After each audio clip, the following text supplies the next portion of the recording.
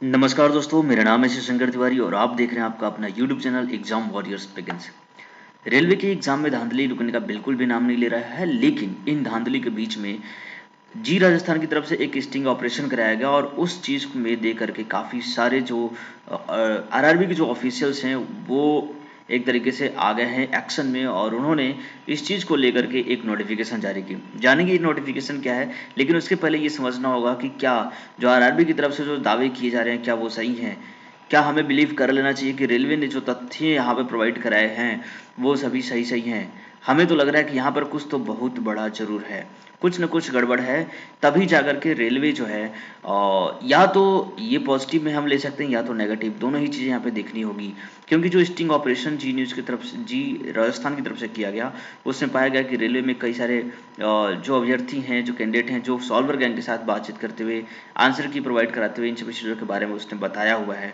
और ये जब चीज़ें नेट पे आई और रेलवे को जब पता चली तो रेलवे ने अपनी तरफ से एक क्लैरिफिकेशन यहाँ पे दोबारा से प्रोवाइड किया। रेलवे बार-बार यहाँ पर अपनी तरफ से क्लैरिफिकेशन दे रहा है कि यहाँ पर किसी भी तरह की कोई धांधली हो ही नहीं सकती, पॉसिबल ही नहीं है, संभव नहीं है, ऐसा कह के वो कह रहे हैं। तो आज उन्होंने क्या कहा है वो सब जानेंगे और ऐसी क्या चीज़ें हैं जो हमें ये सोचना चाहिए कि हम बिलीव कर सकते हैं या नहीं कर सकते हैं, वो हम यहाँ पर आपको बताने वाले हैं। कितना ज़्यादा ये ऑथेंटिक होगा, हमें ये विश्वास रखना कि नहीं, चीटिंग यहाँ पर करना लगभग इम्पॉसिबल है, ठीक है? वो सारी बातें हम यहाँ पे समझेंगे। चलिए, तो उनके लिए समझने के लिए हमें जाना होगा हमारे ट्विटर हैंडल पे, जो मैं आपको लेके जाऊँगा और जहाँ पर ये जो नोटिफिकेशन है वो ट्वीट किया गया है रेलवे की तरफ से और उसे जानने की कोशिश करेंगे। तो देखिए, ये मैं यहाँ पे अपने ट्विटर हैंडल पे जाता हूँ, आप भी मुझे यहाँ पर फॉलो कर सकते हैं मेरे ट्विटर हैंडल पे। ये मेरा शिवशंकर तिवारी मेरा प्रोफाइल है और @शिव SH और ये नंबर है। इस पे जाकर के आप मुझे डायरेक्टली यहाँ पे फॉलो कर सकते हैं, ठीक है? तो यहाँ पर हम देखेंगे कि आपको जाना होगा नॉर्थ सेंट्रल रेलवे के यहाँ पर आप जैसे ही क्लिक करेंगे, एक चीज़ आपको बता दूँ कि इसके लिए आपको यहाँ पर क्लिक करना होगा, नॉर्थ सेंट्रल रेलवे की वेबसाइट को सर्च करिएगा, तो ये ओपन होकर आ जाएगा। और यहाँ पर आप जैसे ही नीचे जाएंगे तो आपको यहाँ पर दिखाई देगा कि वो जो रेलवे की तरफ से जो ट्वीट हुआ है अभी कल के डेट में, वो ट्वीट आपको यहाँ पे मिल जाएगा। इसके लिए आपको एक चीज़ और देखना होगा कि आपको यहाँ पर जो ट्वीट्स एंड रिप्लाई है इस वाले ऑप्शन में जाना होगा। यहाँ पर जाकर के आप नीचे की तरफ से स्क्रॉल करेंगे तो आपको कल के डेट में एक इनकी तरफ से नोटिफिकेशन प्रोवाइड की गई है, वो नोटिफिकेशन यहाँ पर मिल जाएगी, ठीक है? तो वो मैं आपको यहाँ पे ओपन करके दिखाता हूँ, आपको वो नोटिफिकेशन यहाँ पे मिलेगी और उसमें सारी डिटेल में बातें इन्होंने बताई है, किस तरीके से जो चीज़ें हैं वो एग्ज़ाम जो कंडक्ट हो रहे हैं वो क्या है, उसमें गड़बड़ी करना पॉसिबल है या नहीं पॉसिबल है, जो आरआरबी की तरफ से यहाँ पे दी गई है।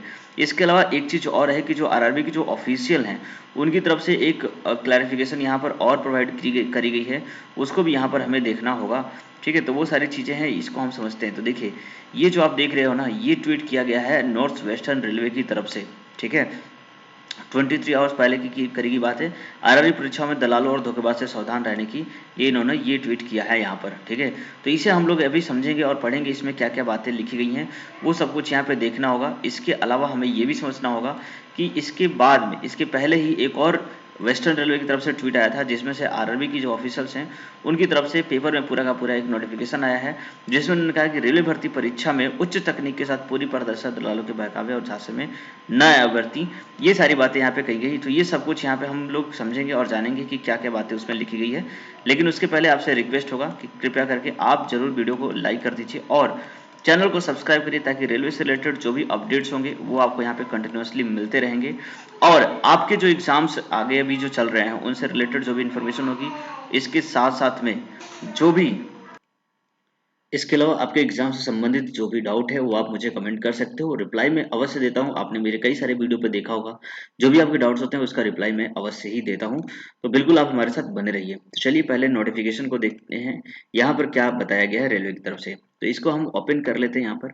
इसको जैसे ही ओपन करेंगे और इसको जूम आउट करते हैं तो देखिए ये है पूरा नोटिफिकेशन। इसको हम लोग लाइन बाय लाइन यहाँ पर देखते हैं कि रेलवे की तरफ से क्या बातें बताई गई। आरआरबी परीक्षा में दलालों और धोखेबाजों से सावधान, सही गलत और तथ्यों को जाने, है ना? तो ये रेलवे की तरफ से दिया गया है कि भाई क्या है कि कई सारे लड़कों को जो है यहाँ पे ना बहका दिया जा रहा है कुछ गलत तथ्य दे करके। तो क्या सही है क्या गलत है वो आपको यहाँ पे जानना होगा। पहली बात यहाँ पे जो लिखी गई है कि आरआरबी भर्ती में आवेदन के लिए फॉर्म जमा करने के लिए फर्जी दावे किए जा रहे हैं, क्या आवेदन प्रक्रिया अभी भी खुली है? ठीक है। तो देखिए ऐसा है, मैंने भी देखा है कई सारे वेबसाइट्स पर अभी भी आते रहते हैं, रेलवे ग्रुप डी में जॉब जाना चाहते हैं तो इस लिंक पर क्लिक करिए, यहाँ पे फॉर्म भरिए। आपको गुड्स गार्ड में जाना है तो यहाँ पे क्लिक करिए। कई सारे ऐसे फर्जी वाले वैकेंसीज के दावे किए जाते हैं। तो यहाँ पर भी इन्होंने कहा कि ऐसे दावे किए जा रहे हैं, तो इसके लिए अभी भी प्रक्रिया क्या है कि खुली है तो नहीं, ऐसा नहीं है। प्रक्रिया जो है वो पूरी तरीके से 2019 में जो नोटिफिकेशन आया था उसी टाइम पे ये पूरा हो चुका है, कंप्लीट हो चुका है। ठीक है, ऐसा बताया है। इसके अलावा यहाँ बताया कि परीक्षा पहले कोविड महामारी के कारण आयोजित नहीं की जा सकी थी। आवेदन प्रक्रिया अब पूरी तरीके से समाप्त हो चुकी है। ठीक है, तो ये क्लैरिफिकेशन दिया है। इसके बाद जो दूसरा प्रश्न है उससे पूछा गया है कि क्या परीक्षा से पहले या परीक्षा शुरू होने पर उम्मीदवार को उत्तर कुंजी मिलना संभव है। यहाँ पे लिखा है उत्तर में, प्रश्न पत्र बहुत अधिक एन्क्रिप्टेड रूप में होता है और उम्मीदवार के अलावा किसी और के पास प्रश्न पत्र पहुंचना संभव नहीं होता है। उम्मीदवार को परीक्षा शुरू होने के समय कंप्यूटर में दूसरा लॉगिन करने के बाद ही, क्या लिखा गया कि परीक्षा शुरू होने के समय कंप्यूटर में दूसरा और अंतिम लॉगिन करने के बाद ही प्रश्न पत्र को देखने को मिलता है। प्रश्न पत्र का अंतिम डिस्क्रिप्शन इसी समय होता है, इसलिए किसी भी व्यक्ति द्वारा कोई भी उत्तर कुंजी तैयार नहीं की जा सकती है और इस तरह से दावे पूरी तरीके से झूठे और निराधार और भ्रामक है। ठीक है, तो कहीं ना कहीं इन्होंने पूरी तरीके से क्लैरिफाई कर दिया कि अनक्रिप्टेड है, जिसको किसी भी दूसरे कंप्यूटर पर एक्सेस करना पॉसिबल ही नहीं है। जो कैंडिडेट अपना रोल लॉगिन आईडी पासवर्ड डालते हैं, लॉगिन करते हैं, उसी पर एक ही बार ये एनक्रिप्टेड हो सकता है, इसके अलावा दूसरी तरीके से नहीं किया जा सकता। इस वजह से इसका आंसर की जारी करना लगभग लगभग इम्पॉसिबल है। ये इनकी तरफ से ये बातें कही गई हैं। इसके बाद हम यहाँ पे देखते हैं कि आरआरबी ने परीक्षाओं में गलत तरीकों को रोकने के लिए क्या उपाय किए हैं। इसके बारे में बताया गया कि आरआरबी ने क्या किया है यहाँ पर। तो देखिए इसमें क्या लिखा गया है वो हम समझते हैं यहाँ पे कि आरआरबी ने परीक्षाओं में गलत तरीकों को रोकने के लिए क्या उपाय किए हैं। प्रश्न पत्र में प्रश्नों के क्रम को प्रत्येक अभ्यर्थी के साथ फेरबदल किया जाता है। साथ ही साथ प्रश्न के लिए उपलब्ध सभी 4 विकल्पों की क्रम संख्या में भी फेरबदल होता है। तो कहीं ना कहीं ये जो फेरबदल है इसकी वजह से आंसर की को यूनिक नहीं किया जा सकता। अतः परीक्षा केंद्र में प्रत्येक उम्मीदवार के पास एक भिन्न प्रश्न पत्र होता है, इसलिए यह अपने आप में यूनिक होता है। यदि दिए गए प्रश्न और विकल्पों के क्रम के साथ किसी भी 2 उम्मीदवार के पास समान प्रश्न पत्र नहीं हो सकते हैं। यह बिना मानवीय हस्तक्षेप से कंप्यूटर लॉजिक के माध्यम से तैयार की गई एक प्रणाली है। अतः उम्मीदवार को दिए गए यूनिक प्रश्न पत्र की उत्तर कुंजी बनाना संभव नहीं है। तो ये बात तो मुझे बिल्कुल ठीक लगती है, क्योंकि ऐसा होता है और आपने भी अगर एग्जाम दिया है तो वहां पर आपने भी देखा होगा कि आपका जो क्वेश्चन पेपर होगा बगल और दूसरा जो जो भी आपका फ्रेंड वगैरह होगा जिसने एग्जाम दिया है, उसमें आप उससे पूछ सकते हो कि उसके ऑप्शन जो थे, जो इस प्रश्न के ऑप्शन थे, क्या आप में जो पहला ऑप्शन था वही उसका था या दूसरा था, ये आप चेक कर सकते हो। ठीक है, तो ऐसा मैंने देखा है, मैंने चेक भी किया है। तो कहीं ना कहीं ये बिल्कुल सही बात है, यहाँ पर ऐसा लिखा गया है। ठीक है, तो ये उत्तर कुंजी बनाना मुझे भी इम्पॉसिबल लगता है, लेकिन अब अगर अंदर से गड़बड़ी है तो कुछ भी पॉसिबल हो सकता है, ये भी जानने की जरूरत है। आगे देखते हैं, क्या परीक्षा केंद्र मनचाही लैब कक्ष या मनचाहा नोड या सीट हासिल करना संभव है। उम्मीदवारों को केंद्र का आवंटन कंप्यूटर लॉजिक के माध्यम से रेंडम रूप से किया जाता है। परीक्षा की तारीख से 4 दिन पहले उम्मीदवार को परीक्षा केंद्र की जानकारी दी जाती है। एक बार जब उम्मीदवार परीक्षा केंद्र पर रिपोर्ट करते हैं और अपना पंजीकरण करते हैं तो कंप्यूटरकृत रैंडमाइजेशन के माध्यम से लैब या कमरे का आवंटन किया जाता है। उम्मीदवार के लैब में पहुंचने पर नोड उसी तरह से रैंडमाइज द्वारा आवंटित की जाती है, इसलिए कोई भी आपको मनचाहा केंद्र या मनचाहा कमरा या मनचाही नोड या सीट सुनिश्चित नहीं करा सकता, क्योंकि टोटली कंप्यूटर बेस्ड होता है। आप देखे होंगे कि जब आप अपना आधार कार्ड देते हैं और अपना एडमिट कार्ड देते हैं तो इस एडमिट कार्ड को स्कैन करते हैं। स्कैन करने के बाद वहां पर उनको रैंडमली कंप्यूटर में वो आ जाता है कि किस सीट पर आपको और किस लैब में जाना है। मतलब वो मैनुअल नहीं करते बल्कि वो कंप्यूटर ऑटोमेटिकली देता है। ये बात भी आपने देखी होगी। इसके बाद यहाँ पे लिखा गया कि आरआरबी द्वारा गलत तरीके को रोकने के लिए कौन कौन से उपाय अपनाए जा रहे हैं, तो ये आपको यहाँ पे देखना होगा। तो उन्होंने ये बताया हुआ है यहाँ पे कि परीक्षा केंद्र में अभ्यर्थी के बायोमेट्रिक के आधार से आधार के मिलान द्वारा अभ्यर्थी के सत्यापन की अखिल भारतीय स्तर पर शुरुआत रेलवे द्वारा आरआरबी परीक्षाओं में कर दी गई है, जो कि अपने आप में सर्वप्रथम है। ठीक है, तो पहली बात है कि ये आधार से बायोमेट्रिक करेंगे और आपको पता है कि आधार यूनिक होता है। आपका आधार दूसरे किसी के साथ भी मैच नहीं हो सकता किसी भी कीमत पे। दूसरी बात, यह पहले से मौजूद उपायों जैसे कि प्रत्येक कंप्यूटर का सीसीटीवी कवरेज, भर्ती प्रक्रिया के प्रत्येक चरण में बायोमेट्रिक कैप्चर करना, हस्तलिखित पैराग्राफ और तस्वीरें लेना, परीक्षा के बीच में और प्रत्येक बायो ब्रेक के बाद बायोमेट्रिक सत्यापन इत्यादि के अतिरिक्त है। कुल मिलाकर के ये है कि मान लो कोई छात्र बायोमेट्रिक वाला जो यहाँ पे चेकिंग है उसको अगर पार भी कर जाता है, तो आपने देखा होगा कि जब वो एग्जाम सेंटर में बैठता है तो उसे खुद की हैंड राइटिंग में लिखना होता है, साइन करना होता है और वो सब भी मिलाया जाता है। आपको मैं बता दूं कि मेरे साथ क्या हुआ था, एक बार जब मैंने एनटीपीसी का एग्जाम दिया था, तो वहां पर मैं अपना जब साइन किया तो मैंने साइन करने में थोड़ी सी गड़बड़ कर दी। एक्चुअली में जो मेरा साइन था उसमें से थोड़ा सा जो मतलब लिखने का जो स्टाइल है वो मैंने चेंज कर दिया था। तो आपको पता होना चाहिए कि तुरंत एग्जाम ड्यूरिंग द एग्जाम मेरा 2-3 बार मुझसे साइन कराया गया, ठीक है, और दोबारा से मेरा बायोमेट्रिक किया गया। तो कहीं ना कहीं ये सब चीजें चेक की जाती हैं और मुझे पता भी है ना। बट ये ध्यान में रखना होगा कि अगर आपकी सेटिंग है तो शायद ये सब चीजों को इग्नोर किया जाता होगा। उसके बारे में डिस्कस करेंगे, अभी फिलहाल ये देखते हैं परीक्षा प्रक्रिया पर निगरानी कैसे की जाती है। वो आप देखेंगे परीक्षा से पहले, उसके दौरान, बाद में कड़ी सतर्कता बरती जा रही है। परिणाम स्वरूप अनुचित साधनों में संलिप्त उम्मीदवारों को नियमित रूप से पकड़ा जा रहा है, अगर उन पर नियमानुसार कार्रवाई की जा रही है। आरआरबी किसी भी संदिग्ध गतिविधि पर नजर रखने के लिए सर्वर रूम में एक आरपीएफ कर्मी सहित 2 व्यक्तियों को भी तैनात करता है। तो जहां पर सर्वर होता है वहां पर आरपीएफ और रेलवे के जो स्टाफ्स होते हैं वो मौजूद रहते हैं, और अगर कोई पकड़ा जाता है तो उसके ऊपर कड़ी कार्रवाई की जाने की बात यहाँ पे कही जा रही है, ठीक है। डेफिनेटली आपने देखा है कि कई सारे ऐसे न्यूज हैं जिसमें से जो अ, पुलिस है उसको यहाँ एफआईआर की जाती है, लोगों को गिरफ्तार किया जाता है।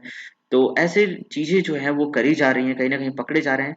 देखो, दो बातें आप यहाँ से अंदाजा लगा सकते हो। पहली बात, अगर लोग पकड़े जा रहे हैं तो कहीं ना कहीं उस पर कार्रवाई की जा रही है, तभी लोग पकड़े जा रहे हैं, ठीक है।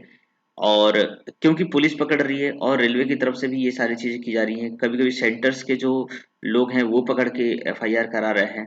तो ये बातें तभी आ रही हैं जब चीजों को अगर मान लो, देखो, किसी कैंडिडेट की तरफ से ये जो भंडा जो फोड़ी जाने की बात कही जा रही है, या फिर जो भी लोग पकड़े जा रहे हैं, अगर किसी कैंडिडेट के कहने पर या कैंडिडेट ने कोई वीडियो बनाया है, ऐसा करने मतलब कैंडिडेट की तरफ से, यानी कोई भी थर्ड पर्सन की तरफ से अगर ये उजागर किया जाता तो हम मानते कि रेलवे इसमें गड़बड़ी कर रहा है या फिर टीसीएस के स्टाफ इसमें गड़बड़ी कर रहे हैं, तभी लोग पकड़े जा रहे हैं। लेकिन जब किसी अ, गड़बड़ी को रेलवे खुद उजागर करे या फिर टीसीएस के मेंबर खुद उजागर करे या फिर सेंटर वाले खुद उसे एफआईआर दर्ज करवाएं, तो इस पे संशय करना थोड़ा सा डिफिकल्ट होगा, क्योंकि जब वो खुद चीटिंग करा रहे होंगे तो डेफिनेटली वो किसी को पकड़ाएंगे ही नहीं, ठीक है।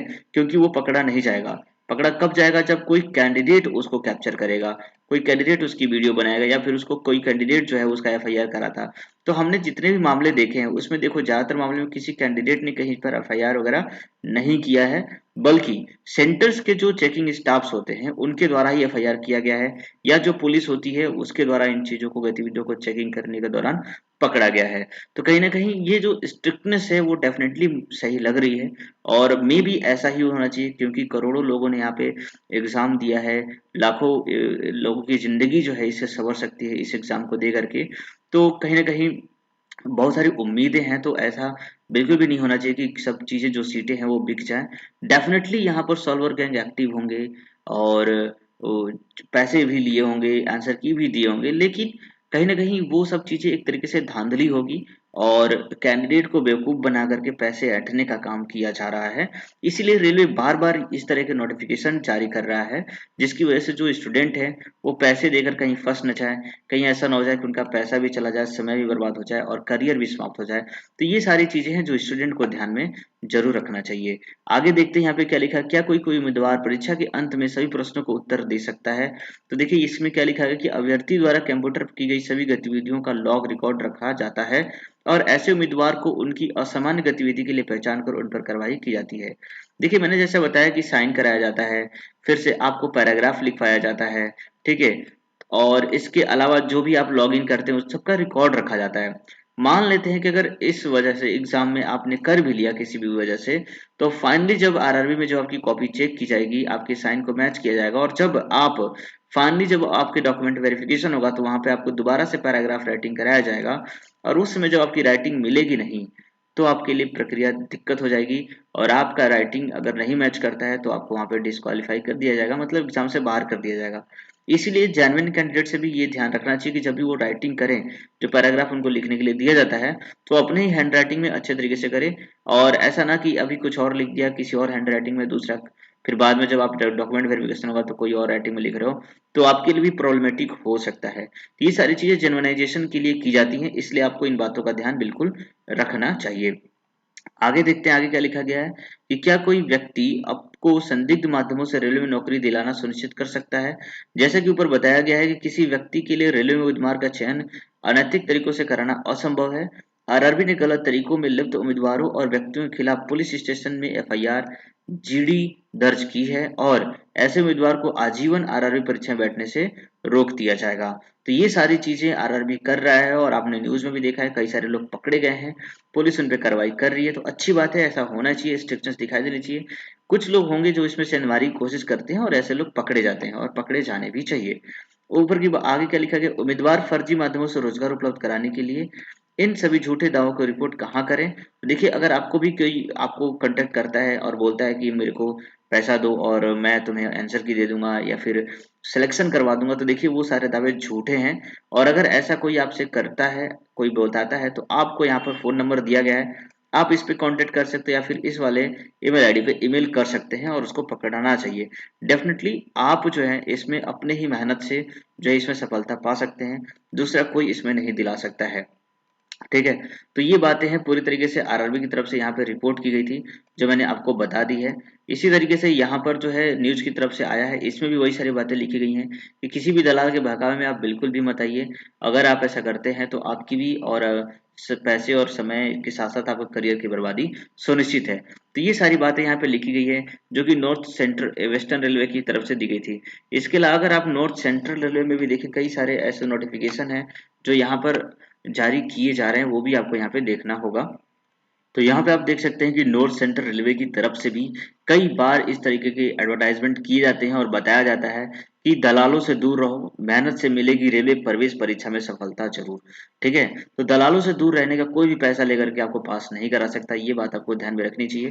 और कहीं ना कहीं ये चीजें ठीक हैं कि रेलवे जो है कम से कम इन चीजों से लोगों को अवेयर कर रहा है और ये दिखाने की कोशिश कर रहा है कि जो भी एग्जाम्स यहाँ पे कंडक्ट किए जा रहे हैं काफी ज्यादा फेयर तरीके से किए जा रहे हैं। कोई भी धांधली यहाँ पे अगर कर रहा है तो उसे पकड़ा जा रहा है, उसके ऊपर कार्रवाई की जा रही है।